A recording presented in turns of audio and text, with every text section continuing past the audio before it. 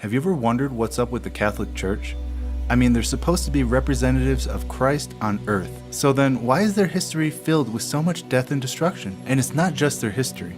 Even in modern times, hundreds, if not thousands of priests have been caught committing evil acts to the very people they're supposed to be helping. So what's going on here? What if I told you that the Vatican itself does not represent the biblical Jesus Christ, but rather the Prince of Darkness himself? That's right, Lucifer.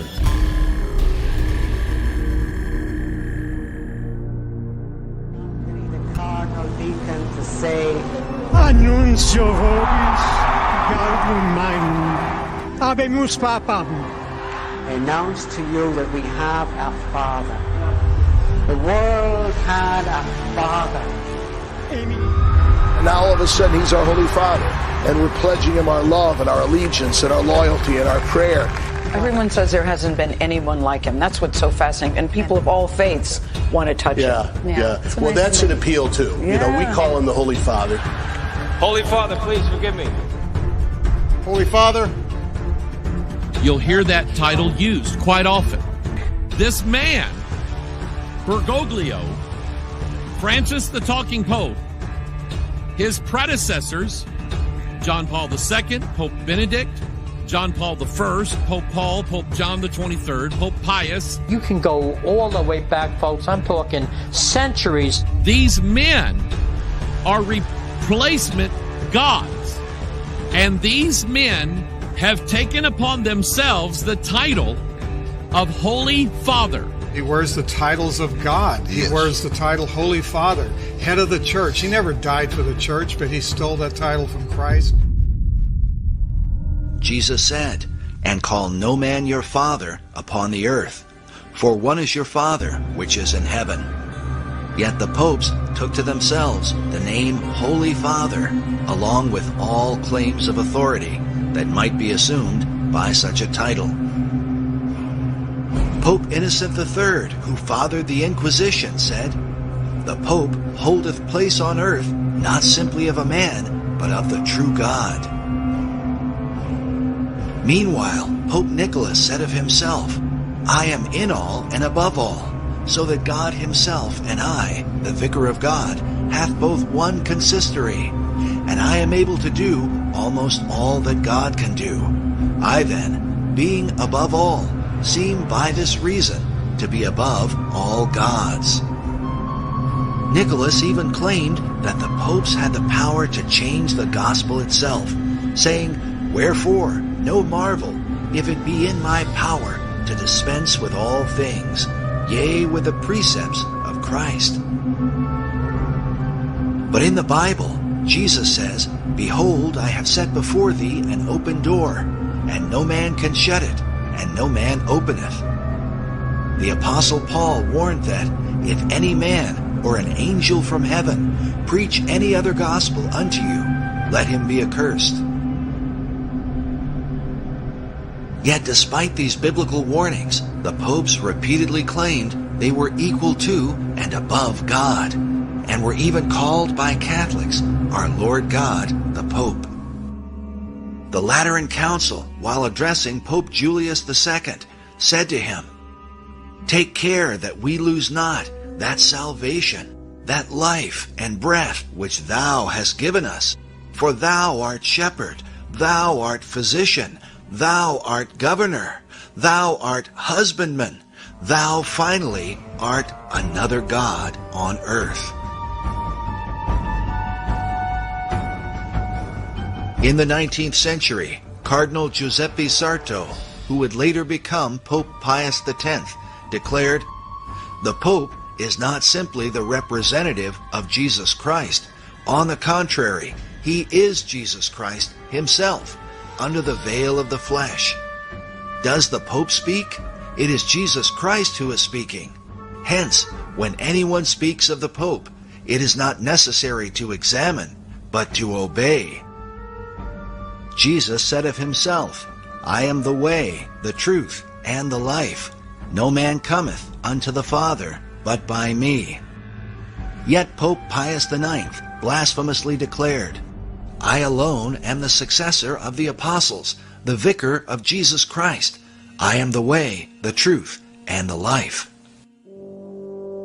The popes have not only made claims to be God, but have insisted that salvation itself depends directly upon obedience to them.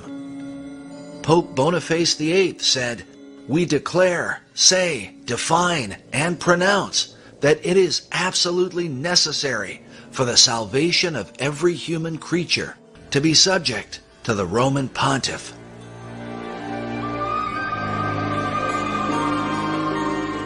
Pope Clement VI said, "No man outside obedience to the Pope of Rome can ultimately be saved. All who have raised themselves against the faith of the Roman Church and died in final impenitence have been damned and gone down to hell." Even in modern times, Pope John XXIII in 1958 declared, "Into this fold of Jesus Christ no man may enter unless he be led by the sovereign pontiff, and only if they be united to him can men be saved." In 1984, Pope John Paul II was quoted as saying, "Don't go to God for forgiveness of sins, come to me." The quote was based on a Los Angeles Times article which reported, rebutting a belief widely shared by Protestants and a growing number of Roman Catholics, Pope John Paul II dismissed the widespread idea that one can obtain forgiveness directly from God. Furthermore, according to traditional Catholicism, obedience to the papacy is said to be required, no matter how dreadful the Pope might be. Catherine of Siena, one of the patron saints of Italy, whose mummified head is still preserved in Rome today, said, "Even if the Pope were Satan incarnate, we ought not to raise up our heads against him, but calmly lie down to rest in his bosom. He who rebels against our Father is condemned to death. For that which we do to him, we do to Christ. We honor Christ if we honor the Pope." Such demands for blind obedience were confirmed by the popes themselves, but confronted by the reformers. By men like Martin Luther, who said, "The Pope, possessed by demons, defends his tyranny with the canon, Si Papa, or Yes, Father. This canon states clearly, if the Pope should lead the whole world into the control of hell, he is nevertheless not to be contradicted. It's a terrible thing that on account of the authority of this man, we must lose our souls, which Christ redeemed with his precious blood." Because of this evidence, Luther declared, "I believe the Pope is the masked and incarnate devil, because he is the Antichrist."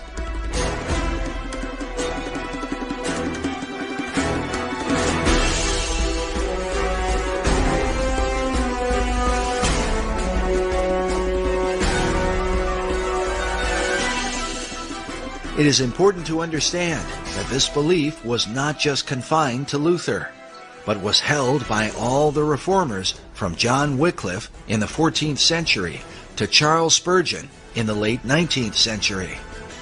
Spurgeon said, "It is the bounden duty of every Christian to pray against Antichrist.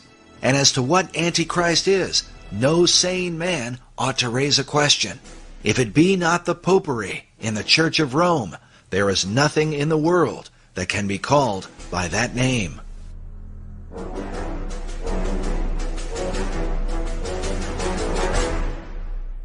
The Westminster Confession of Faith, along with the Savoy Confession, the Old Baptist Confession, and the Methodist views of John Wesley, all included the declaration that the Pope is that Antichrist, that man of sin and son of perdition, that exalteth himself in the church. This was also the belief of the men who translated the King James Bible. In their opening dedication, they commended the king for writing in defense of the truth, which hath given such a blow unto that man of sin as will not be healed. The view of the Antichrist, not as a single man, but of many men in a single office, was based in part on the teaching of John Wycliffe. In the Gospel of Matthew, the disciples asked Jesus, "What shall be the sign of thy coming and of the end of the world?"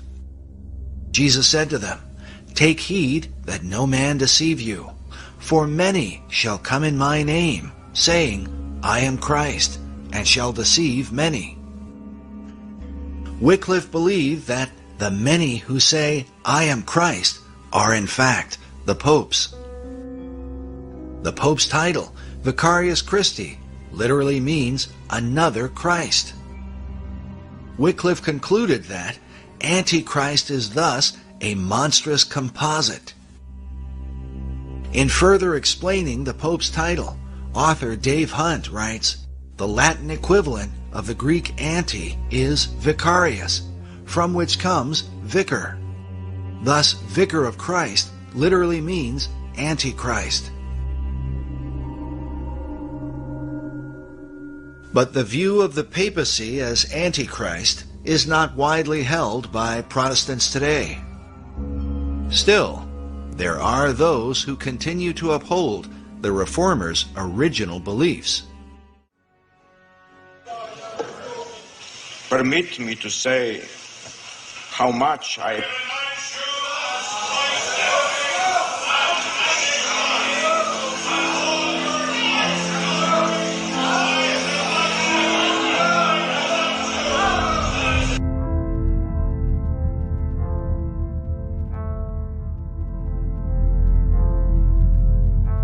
this official Vatican portrait of the current Pope. It is called The Truth, the Way, and the Life, Portrait of His Holiness, Pope Benedict XVI. But can this really mean that in the modern world there are some who still believe the Pope to be equal to Christ and God? Mr. President, final question. Yes, sir. You said famously, when you looked into Vladimir Putin's eyes, you saw his soul. Yeah. When you look into Benedict XVI's eyes, what do you see? God. Good way to end the interview. Thank you, sir. Thank you, sir. My pleasure.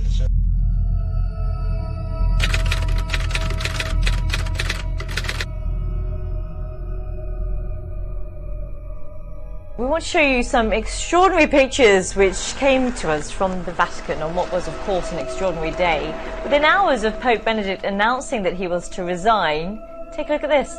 Lightning struck St. Peter's Basilica. You can see it again now in slow motion. Lightning struck St. Peter's Basilica twice immediately following the resignation of Pope Benedict XVI. Now, some people might not make anything of that, but lightning is something in sacred literature that almost always carries spiritual connotation. Sometimes it's good, sometimes it's evil, like when Jesus referred to Satan as falling like lightning. And I can't help but think that the timing of two lightning bolts on this particular building, the St. Peter's Basilica, at the Vatican, at the exact time following Benedict's resignation, I felt that it was mathematically improbable of chance. First, because two bolts, I don't, again, what do you make of coincidence and numerology? But we know that in sacred text and in Scripture, these kind of things would be interpreted as signs and omens. At the start of Lent last year, Jorge Mario Bergoglio was just a face in the crowd. Today, Pope Francis is the most talked about person on the World Wide Web. With days until the Holy Father makes his first ever visit to the U.S., his popularity has taken off. We were able to walk right up to the stage yesterday, which is literally set at this point. You saw that there are thousands of seats already lined up as well. As you can imagine, hundreds of thousands of people turned out to see and hear Pope Francis today. It was a mammoth effort. Philadelphia transformed into an outdoor cathedral. It's like being at the Super Bowl. His style was different almost immediately. The thousands before him as he bowed and said,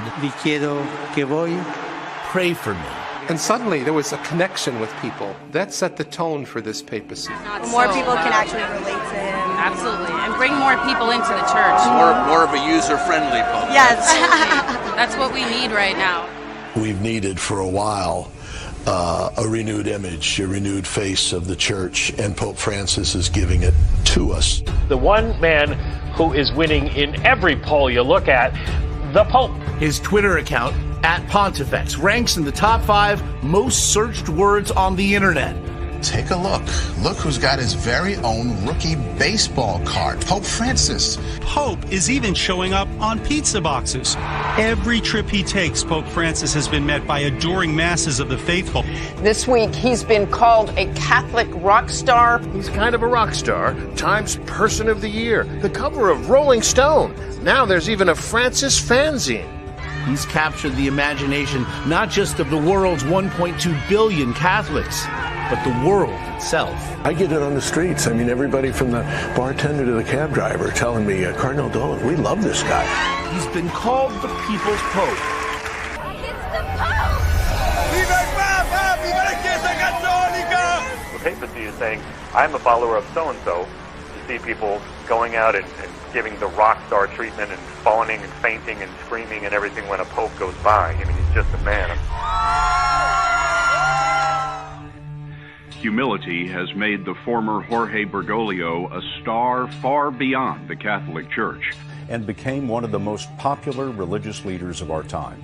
You can't be a Catholic without acknowledging Pope Francis as the representative of God on earth. Chi ritiene di poter avere un rapporto personale, diretto, immediato con Gesù Cristo, al di fuori della comunione e della meditazione della Chiesa. Sono tentazioni pericolose, sono tentazioni dannose, sono, come diceva il grande Paolo VI, dicotomie assurde. Pope Francis has worked tirelessly toward a new world religion in which all denominations are brought together as one.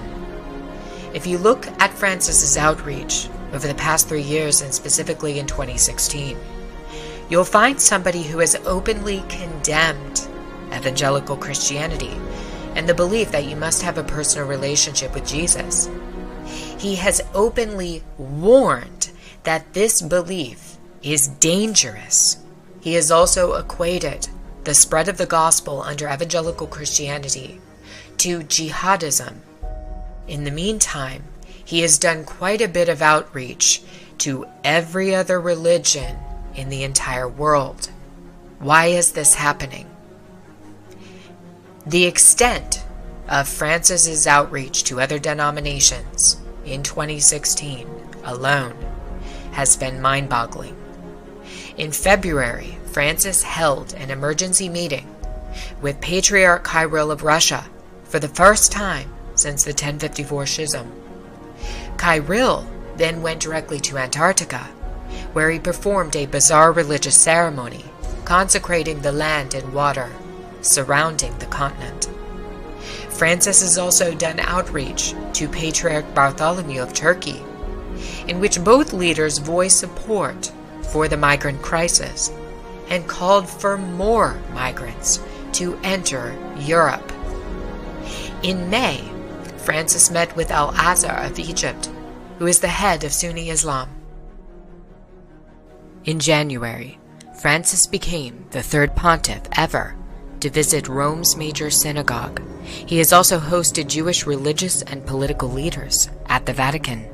In June, Francis outreached to the Armenians. In July, Pope Francis visited Poland and told all of the young people in the audience to, quote, believe in a new humanity. ¿Cuál, María? Una maestra de vida espiritual. Appuentón, una santiña a quien se recorre para obtener favores. The Pope sat before the image of the Virgin and recited the prayer that is most notably known in Fatima, the Rosary.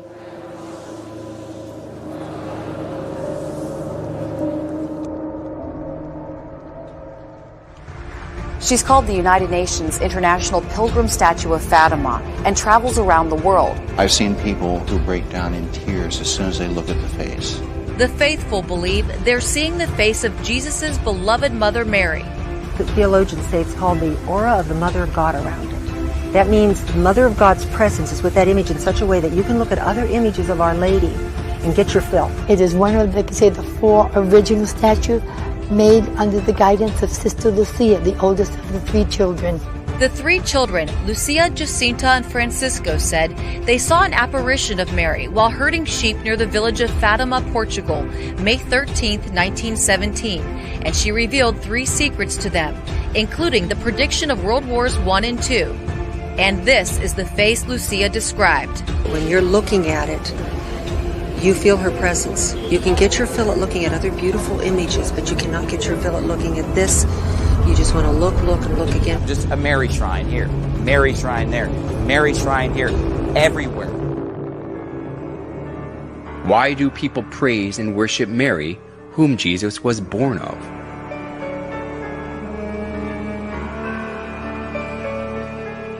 A famous Catholic bishop and writer, Alphonsus Liguori, explained in his writings that it is far effective to pray to Mary than to Christ.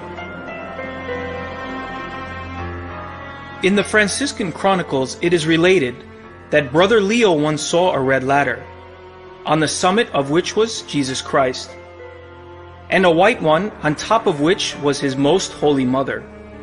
And he saw some who tried to ascend the red ladder, and they mounted a few steps and fell. They tried again and again fell. They were then advised to go and try the white ladder, and by that one they easily ascended. For our Blessed Lady stretched out her hand and helped them, so they got safely to heaven. The story, which was made by the exuberant imagination, sounded plausible.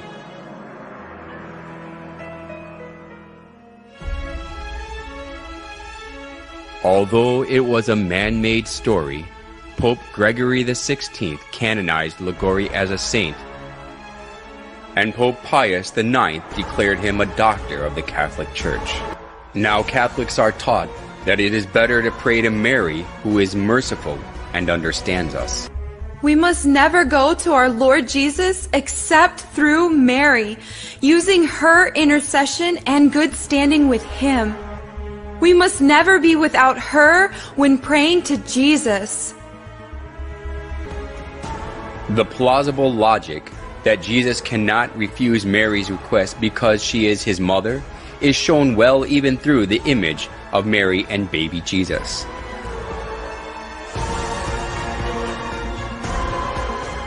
In most cases, Jesus is nested in Mary's arms as a baby. This downgrades Jesus to a little baby who is always dependent on Mary and lets people think that he can do nothing without Mary.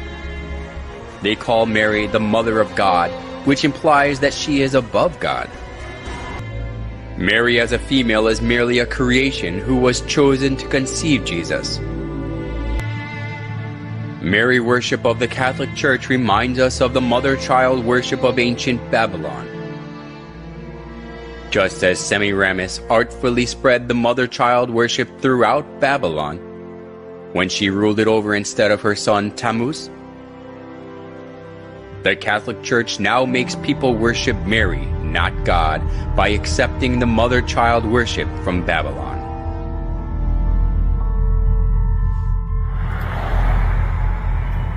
Hail Mary, full of grace, the Lord is with thee. Blessed art thou amongst women, and blessed is... There is no trace of suffering or even joy in this Mary's face. But it is not the alabaster emptiness of her gaze these people see as they pray. It is the Mary whose pain at the loss of her son, Jesus Christ, resembles their own. Mary's role for us as Christians is humanizing. It's somebody that we can relate to. 20% of all Roman Catholic places of worship in the United States, nearly 4,000, are named for Mary. shortly after the Council of Ephesus, which was in 431, when they declared her to be the Theotokos, the God-bearer, Mother of God. And then everything changes, and she starts to appear enthroned with a child on her lap, with angels and saints around her. That is when she becomes important. By the Middle Ages and Renaissance, paintings of Mary could be read for symbols of her holiness.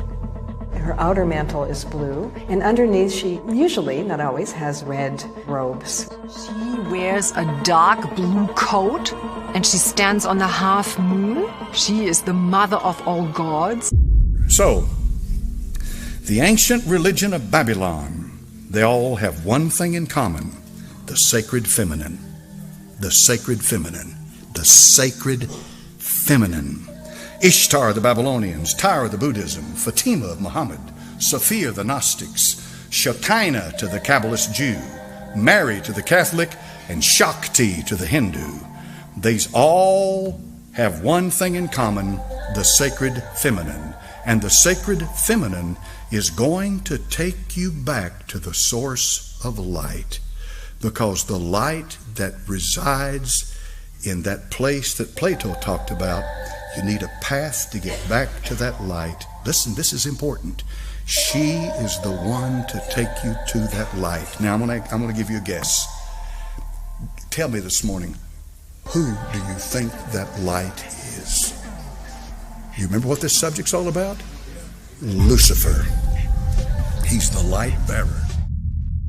There's a wind blowing through this church today. And that wind comes from Lucifer. Yes, it is. That has brought him into the house, and he's now in power.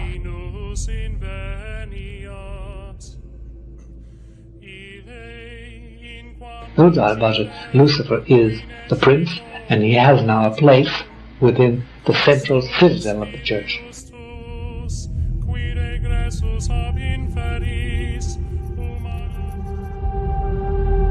A lot of priests like to perform themselves the satanic masses around Rome, and they perform them in the area where usually the Pope goes on holiday, near Castel Gandolfo, in the area where you have also Lake Nemi, in those forests around there. They perform these black masses, and there is a Catholic priest who act as a satanic priest, because the moment in which they act as satanic priest is the moment in which they can really liberate themselves of other perversions. They can do drugs, they can go with women, with men, with everything, and they can do all kinds of things. So the sex cults are very powerful. Like, for example, CNN is showing that at the termini station there is a lot of prostitution from minors, from young kids. Well, there was a scandal here in Italy at a certain point in 2013, I think it was June 2013, it went on the news for 2 days, then it was erased. They go into this My Bar and in these places around the Termini station to pick up these young kids. And then they used to have these ambulances, these fake ambulances parked in front of Termini station, and they used to pick up these young Romanian kids, 14-year-old kids, and bring them directly into the Vatican. As an exorcist, when you do exorcisms, minor and major, the demons constantly taunt you with the condition of the church. They say, well, we're in St. Peter's. We can talk to whom we like. We have representatives sitting beside your Pope every day. What are you talking about? We are legit. I'm quoting demons now. This is what is said to you. How dare you? And our prince has been enthroned, installed. And you're still against us? What are you trying to persecute us for? And so we have to understand that there is a Luciferian faction, a very strong Luciferian faction within the Holy See, not exclusive to the Holy See. This is a dark brotherhood that exists. These are the mystery adepts that have existed. They're following a lineage that goes back hundreds of years. Actually, that goes back to the Tower of Babel. Once upon a time, a long time ago, there lived a man named Nimrod. Nimrod was the great-grandson of Noah. He was the most popular man on the earth at the time. Matter of fact, he was the king of the then known world. He was responsible for building the cities of Babel, and the Tower of Babel, and the city of Nineveh, amongst others. Well, all that being aside, Nimrod, no doubt, had tremendous influence among the people that he was with. And what happened was he had this uncanny reputation of strength. He created great armies, and he was the ruler of the then-known world right after the flood. He was full of idolatry and covetousness, drunkenness, and rebelliousness towards God. And he had a phenomenal ability to deceive. Matter of fact, I suppose he was much like, I guess, an early politician 4,000 years ago. But Nimrod married a woman named Semiramis. Now, Semiramis and Nimrod became basically king and queen of the then-known world. Well, at some point, Nimrod dies, and he became deified. He was the very first person that was ever deified on planet Earth, and they made him the sun god, which ended up being Baal. The word Baal in your scriptures can be traced back to Nimrod, so it's an interesting reality of history. When you see Baal and Ashtaroth, you're ended up coming all the way back to this story of Nimrod and Semiramis. And so Baal is now ruling the universe as the sun god, and somehow luck has it, through the Babylonian legend, that Semiramis gets pregnant by the rays of the sun of her deceased husband, Nimrod. And she gives birth to a young baby boy named Tammuz. Semiramis, Nimrod's wife, insisted that Nimrod became the sun god. She cut Nimrod's dead body into pieces and sent them to each tribe of Babylon. People regarded the place where a part of Nimrod was buried as sacred.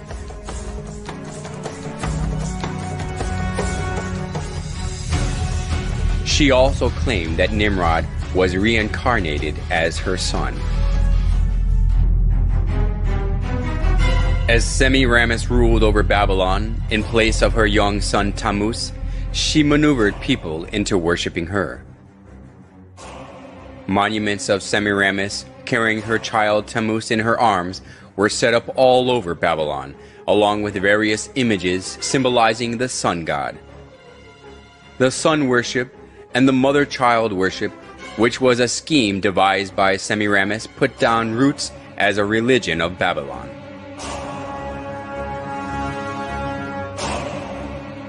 Idolatry stemmed from Babylon, spread to many countries after the Tower of Babel collapsed. It is because when the Babylonians were scattered over the whole world, they brought the sun worship and the mother-child worship. The sun worship and the mother-child worship were assimilated into the cultures and religions of many countries, and they came to have various forms and names.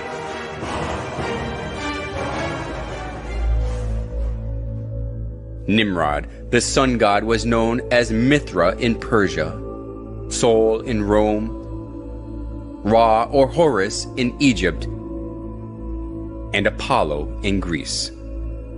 Semiramis and Tammuz, who were the start of the mother-child worship, was called Isis and Horus, Venus and Dionysus, Diana and Attis, and Astaroth and Tammuz, respectively. Besides these, the image of goddess, who is holding a baby in her arms, was venerated in many countries of the world. If so, was the mother-child worship the creature of an age, which was especially welcomed only in Babylon? Surprisingly, the mother-child worship of Babylon has been passed down through the thousands of years and still exists today. In Vatican of Rome, we can find the mother-child worship in its original state. Now, further down in the story, as Tammuz grows and becomes a man, Tammuz actually marries his mother, and they have a very sexual relationship. And that baby Tammuz and his mother Semiramis is where you get the story of Cupid. Cupid, during Valentine's Day, is how the story of Valentine's Day developed, was from Tammuz, who married a very unbiblical relationship with his mother. Okay, back to the story of Tammuz. So Tammuz, for 40 years, was a tremendous hunter, and he took the place of his father, ruling the world, and had tremendous power. But more than anything, he was a credible hunter. But unfortunately, his gift and his skill of hunting caught up with him one day, because he was killed during his 40th year by a wild boar. Every spring, the first Sunday after the vernal equinox, the spring equinox, they had what was called Ishtar's Sunday. And they would have a sunrise service. At the sunrise service, the priest of Ishtar would impregnate young virgins on the altar, and during that same service, they would take the babies that were now 3-month-old from the previous year, and they would sacrifice those children on the altar to Ishtar, and then they would take the eggs of Ishtar, and they would dip those eggs in the blood of those young infants. And that is where we get sunrise services, and that is potentially where we get the dyeing of Easter eggs. It is also interesting to note that worldwide universal color of Easter eggs is red. Even the White House, the official color of the White House Easter egg is ruby red. Now, back to Tammuz. Tammuz gets killed by a wild boar. So every year, in commemoration of celebrating the death and the deification of Tammuz, which became the son of God, the son of his father, they would set aside 40 days prior to Easter, and they would fast and they would pray, and they would have a giant feast on Easter Sunday where they would celebrate the death and the resurrection of Tammuz. And guess what they would have for dinner on that Sunday evening? You got it, Easter ham. They would kill a boar in commemoration to Tammuz, who was killed by a wild boar. And yes, the 40 days prior to Easter, where we call it Lent, or the Catholics call it Lent, that 40 days did not come from, my friends, the 40 days of Jesus in the wilderness. That 40 days was already in place for thousands of years before Jesus even showed up. It comes from the 40 days of fasting and praying for Tammuz before they celebrated Easter. I'm going to give you some of the names and what they're most commonly remembered for in these different cultures, and some of you will recognize them immediately. First of all, in Egypt, they were known as Isis and Osiris. In Phoenicia, they were recognized as Asheroth and Baal, the very same Asheroth and Baal that you see in the scriptures. In Greece, they were Aphrodite and Adonis, or Eros, where we get the word erotic from. And in Rome, they were called Venus and Cupid. That's right, that's where we get Valentine's Day from, and Cupid. Even in the Far East, listen to this, this is amazing, Cupid was known as Zoroaster. Zoroaster is made up of two words, Zoro, which means seed of, and Asheroth, which is Easter. And so what Cupid actually means in the Far East is the seed of Easter, or the seed of his mother, Tammuz, and his mother, Semiramis. If you look on your screen, you're going to see Isis and Osiris, or this is Ishtar and Tammuz. Now, some of you may be asking, well, wait a minute, I celebrate Easter, you're talking about Ishtar. Easter is actually the Anglicization of the word Ishtar. In other words, if you say Ishtar in English, it's pronounced Easter. That's how the etymology of that word evolved over time. What I want you to see is, I want you to see what's on her head is a crescent moon, and in the center of that crescent moon is the actual sun itself. And so the symbol of power of Isis, or Ishtar, was the crescent moon holding the sun itself, her deceased husband, Baal, the sun god. And you can see the baby there that is nursing from her breast. Ishtar was known as the goddess of the East, the bare-breasted fertility god of the East, or the sunrise, which is why they had the service at sunrise on Easter morning. Here on your screen you see a pagan carving of the solar deity Baal Hadad depicted as a disc in a crescent. Okay, you can see the half-moon disc there in the center of your screen with the sun that is cradled inside of it. And that is the sun god, as well as the as the crescent moon that surrounds it. Now, as you see that the main symbol for the sun god was the crescent moon with the sun on the top of it, or centered and cradled inside that crescent moon, we now move to something that's a bit controversial but very true historically, is the Catholic Eucharist is actually the sun that is inside of that crescent moon. I'm going to show you some pictures of the actual Eucharist in different positions, and you're going to see that not only is it similar, it's identical. This is where they got the symbols from. You can see here, this is a particular object that holds the Eucharist, and I found this online, and this is what the quote said. I left off the particular church for obvious reasons, but this was their advertisement for a particular Friday. It says, Eucharistic adoration is held on the first Friday of every month for the purpose of honoring and praying to the Blessed Sacrament. Now, I don't know about you, but my Bible says to pray to the Father, our Father. Yeshua, Jesus, said to pray to the Father. He did not say to pray to inanimate objects, whether they represent Him or not. Now, look very carefully at, on the right-hand side, you can see the moon, the crescent moon shaped, holding that sun or that wafer of bread. Here's a close-up of it right here. The crescent moon cradle with the sun-shaped monstrance of the Roman Catholic Church. And now you'll see that it's actually the rays of the sun go all the way around this. They didn't hide it at all. Why did they not hide it? Because this is thousands of years old. This comes right out of paganism and sun god worship, where it was the symbol of Baal and his wife Ishtar. And right here you can see the pine cone staff is another symbol found in paganism that's connected with the sun god coming out of Egypt, Osiris. It's kind of in the form of a pitchfork, you can see, where the pine cone is in the center. Now, why did they choose a pine cone? Because a pine cone represents... Pine cone symbolism, another very popular piece of symbolism for people who consider themselves, quote, in the know. That they consider that they are spiritually aware and enlightened, they have the knowledge, they are awoken, they have wisdom, and they have transformed themselves spiritually. In many cases, it's the exact opposite. The pine cone symbolism comes after the pineal gland, which is at the center of the head. It's right here, circled in red. It's considered in the midbrain or the limbic system of the brain. It regulates, this gland regulates a lot of different functions within the individual related to perception, emotion, etc. And the gland looks like a little pine cone. It has a lot of blood flow that goes through it, and it's very much attacked as something that they seem not to want to develop or function properly.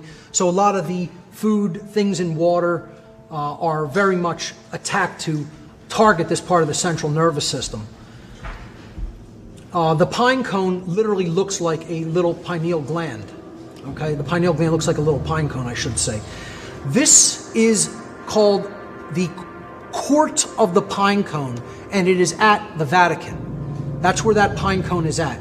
It is surrounded by two peacocks. Peacocks are another big symbol in alchemy. They represent alchemical transformation. Again, the pine cone represents awakening, resurrection, or transmutation, spiritual transmutation. Now below it, there is a black empty sarcophagus right down there below on the left-hand side.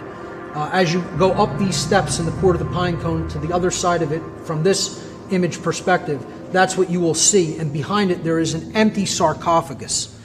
Now, they're basically throwing this symbolism right in your face. You know, we are the resurrected ones. We are the ones who have come out of darkness and into light. We have the knowledge. We understand how the awakening process works. We understand how this activity of the brain that people don't even understand and whose functions are essentially shut down due to the horrible nutrition and all kinds of pollutants in their food and water. We know how that works, you know, and we have done that transformation to ourselves, but that's not for you. You know, we're going to sequester that and keep it to ourselves and keep it here. And they never mention this. You'll never hear about this by the Vatican.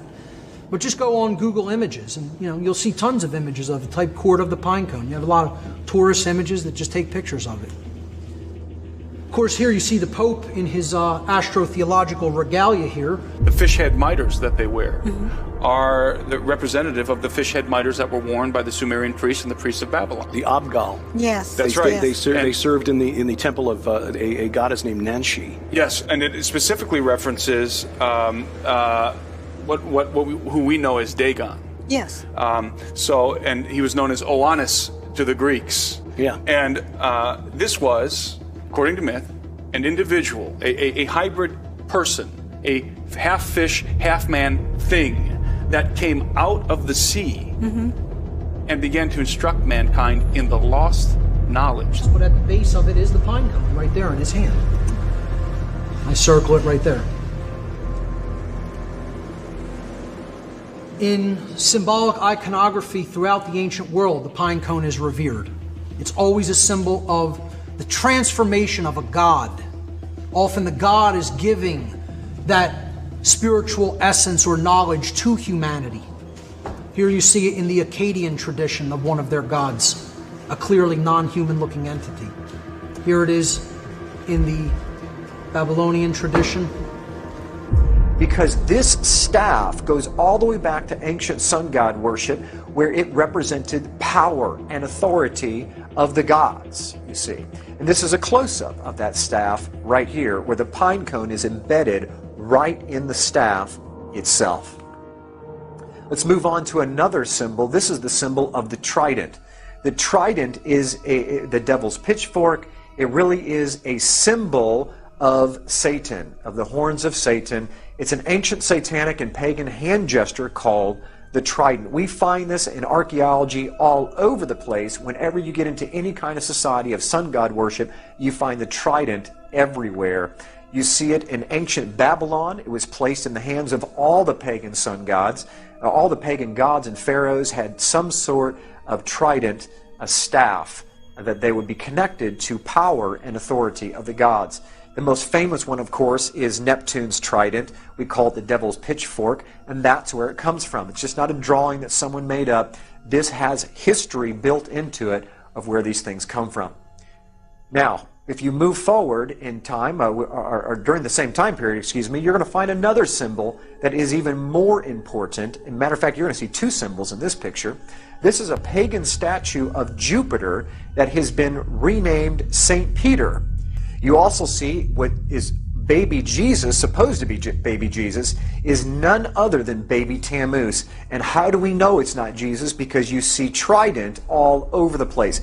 You see the trident symbol in the hand of the infant Jesus, along with the tridents coming out of the statue's head. You'll see three tridents, two coming off the sides of the head and one coming off the top of the head. This is not baby Jesus, ladies and gentlemen. This is a pagan sun god, Tammuz, from the story of Baal, Nimrod, and Semiramis, ended up being Cupid in today's Valentine's Day. And right here is the ancient Babylonian altar for the sun god Baal, and its main symbol is the 8-pointed star, which can be depicted as two 4-point stars built inside of one another as the solar wheel.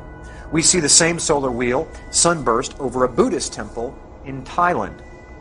Here's a monastery, St. Ignatius, where the solar wheel or sunburst is depicted in the floor tiles. Here's the face of a child, which is of course Tammuz, within the fertility symbol of the sun's rays on a Roman Catholic altar.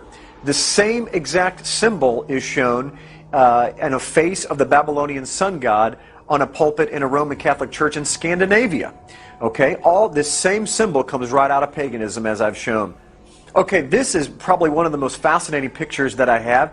I zoomed in to the Vatican using Google Earth and stopped several miles above, and look what we discovered is this is the largest solar wheel on Earth. This is the court of St. Peter at the Vatican in Rome itself. The sun disk behind the head of this Roman Catholic statue in Westminster Cathedral in London. Where did they get the idea of sun disks behind these saints? It's because this was what was found behind the head of Jupiter and all these sun gods was the actual monstrance of the Roman Catholic Church. That halo is not a halo, that is a sun disk, and they borrowed it from paganism. We see here behind Krishna another sun disk behind his head. And this is just to show that it doesn't just happen in Catholicism, that the sun disk predates Catholicism by hundreds, even thousands of years. It was borrowed. We see it in stained glass windows behind all of the Roman Catholic saints, even Mary. And if you look carefully, you see the Sacred Heart. That Sacred Heart, even though I don't have time to go into this, even the Sacred Heart comes right out of paganism. That exact same symbol with the sun disk behind the Sacred Heart has to do with Baal and Tammuz, the sun gods. And you can see it all over the Roman Catholic Church and even in other pagan religions across the world. And where do we find this 8-pointed star, this solar wheel, this sun disk today? None other than on top of our Christmas trees. Now, I know all of us have been taught that the star on top of the Christmas tree represents the Star of Bethlehem, that the kings came in to find baby Jesus. But unfortunately, the star of the ancient pagan sun gods predates the star of the Christmas tree, the Star of Bethlehem, by over 1,000 years. They were taking the sunburst and connecting it to what you're going to learn in just a few minutes is the tree of Nimrod, and that is where we get our Christmas tree from and the star that we put on top. If you look carefully, you can see there is a tremendous significance and a similarity between the sunburst and the star that we put up there today. Here's the sun disk proudly displayed on top of Christmas trees in a mall. Matter of fact, this one doesn't even hide the fact that it's not a star. It's the sun that you're looking at. Even the 8-pointed star on top of the White House Christmas tree for everyone to see is the same 8-point star that we find in archaeology thousands of years ago connected to pagan sun god worship. When do you think the birthday of Nimrod and Tammuz was? On the first day of the year when the sun is reborn. And what day do you think that the sun is reborn? In the middle of winter, at the winter solstice, December 25th. That's right. That's where we get December 25th on Christmas Day, where we say that Jesus was born. Why did we choose Jesus being born on December 25th? Where did that date come from? Very simple. Jesus was the Son of God. Tammuz was the son of the gods. He was the son of his father, Baal. And so the pagans, which early Christianity came right out of paganism in Rome, they were already worshiping the sun god on Sunday in Rome, which is where we get worshiping on Sunday from. All judges, city people, and craftsmen shall rest on the venerable day of the sun.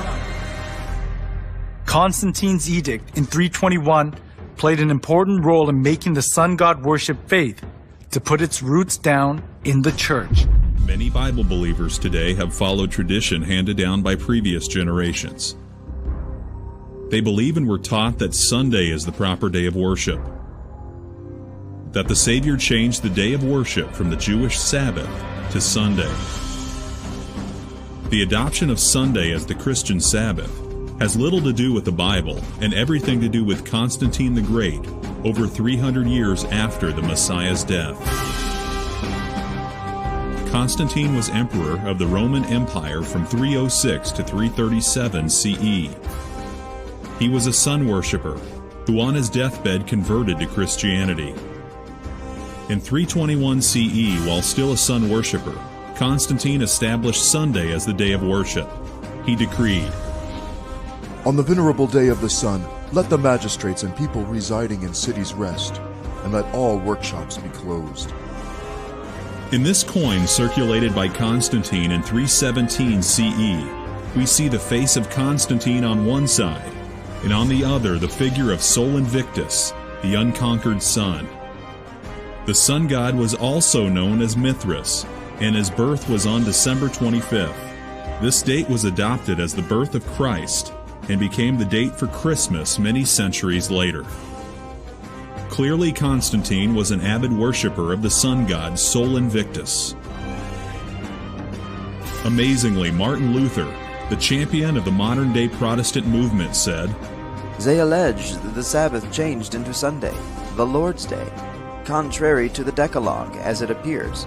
Neither is there any example more boasted of than the changing of the Sabbath day. Great say they, is the power and authority of the Church, since it dispensed with one of the 10 Commandments. Nowhere in the Bible do we see that Yahshua and his apostles changed the day of worship from Saturday to Sunday. In fact, the Messiah in his Sermon on the Mount has this end-time prophecy: "Pray that your flight be not in the winter, neither on the Sabbath day."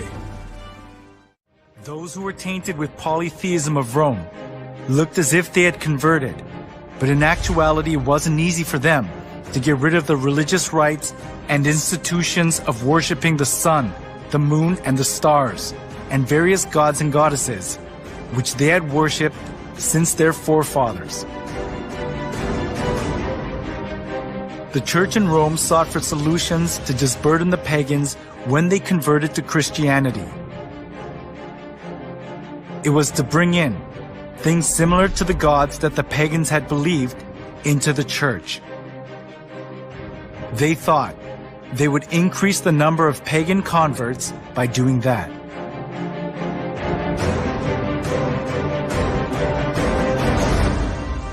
For the Christian bishops introduced, with but slight alterations into the Christian worship, those rites and institutions by which formerly the Greeks and Romans and others had manifested their piety and reverence towards their imaginary deities, supposing that the people would more readily embrace Christianity if they perceived the rites handed down to them from their fathers still existing unchanged among the Christians. To attract more pagans, the Church in Rome tried to Christianize various kinds of pagan gods to suit the Bible. One of the most representative things among them was accepting pagan customs of the sun god worship tradition. The Church in Rome identified Jesus with the sun god.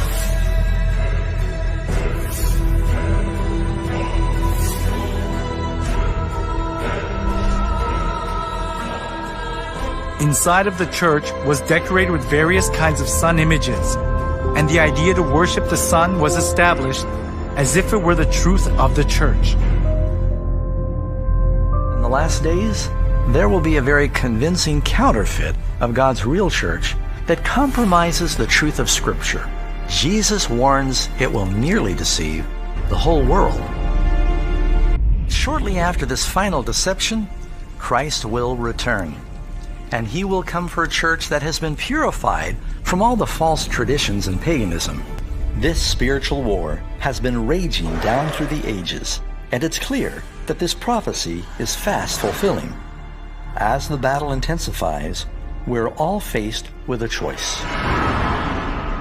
Choose for yourselves this day whom you will serve. Soon, all will either join the bride of Christ or follow the beast of Babylon. Where will you stand?